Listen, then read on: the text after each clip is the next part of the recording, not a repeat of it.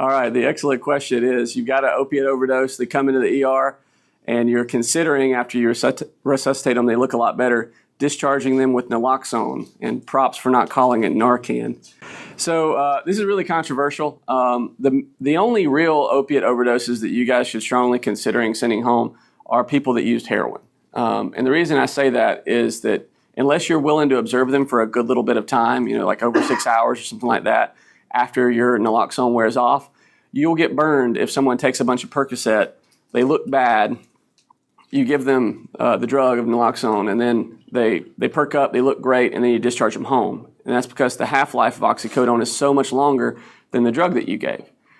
This is not the case with people that are using heroin. And as long as you're certain that it was heroin, you're okay. Because if they perk up, the half-life of heroin is on par and slightly shorter than naloxone. So theoretically, you could have a guy that overdoses on heroin, and you know it's heroin, and you give him the drug, he wakes up, says, yeah, I took too much heroin, I want to leave, and you theoretically could discharge this guy home. In practice, I would certainly advise you watch them for a little while to make sure that there wasn't other stuff in it, because a lot of these folks don't just take one drug.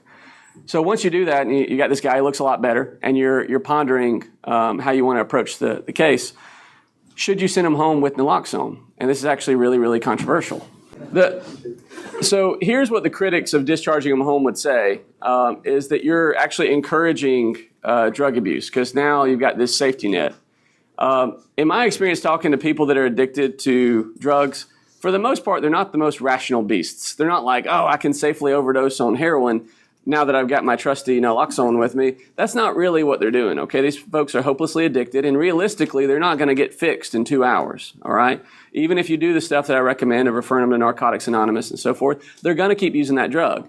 And it's naive to think that just because you had that stern talk with them that they're not going to go out and look for their next hit as soon as they leave the ER. That's going to happen. So I'm actually a big fan of writing scripts for naloxone. I think that particularly giving those to family members. Because think of if that was your kid. It's a 21-year-old guy. It's your kid that's addicted to these drugs.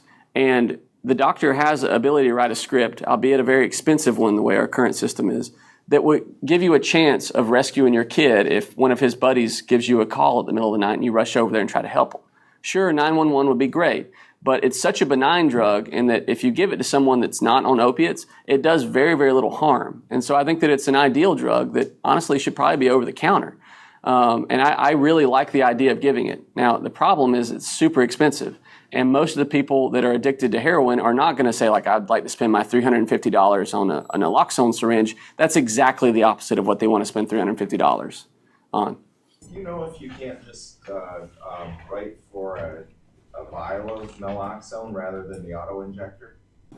Like to be dispensed from a pharmacy or for you to mix it up yourself on the sly? They'd have to have a way of giving it to themselves. Now, admittedly, they're an IV drug abuser, so they've got needles. It's true.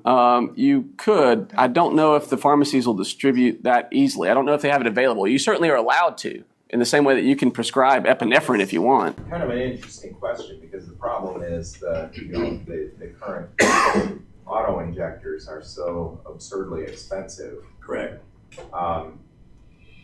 And the drug itself is not. So, you could actually just send them out with a MAD device and a prescription for a vial of naloxone, and then a blunt draw-up needle for a few bucks. And I actually really like that idea of either mixing up your own naloxone from supplies that we have there, or the perhaps more elegant script for a naloxone vial with a MAD device, because you really can't hurt people too much with intranasal naloxone. At worst, they're going to sneeze a bunch. Like, it's not a big deal. And so I actually like that, but was going to be more radical and decided to pull back and just say, well, right for the auto injector. But that's much closer to my actual heart. Rich, you? I have no problem giving it. That's my answer. I know it's controversial. The idea is to bridge the gap to being able to get off of the addiction, right? So they're going to have challenges getting the drug.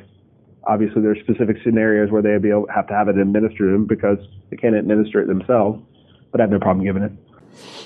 And therein lies the issue, is that when you distribute that, most likely, if the addict actually has it, it's going to be a group thing that, as a group of folks are using this together, that one guy is supposed to stay sober and be the administrator. That's how most drug addicts that are more responsible do it.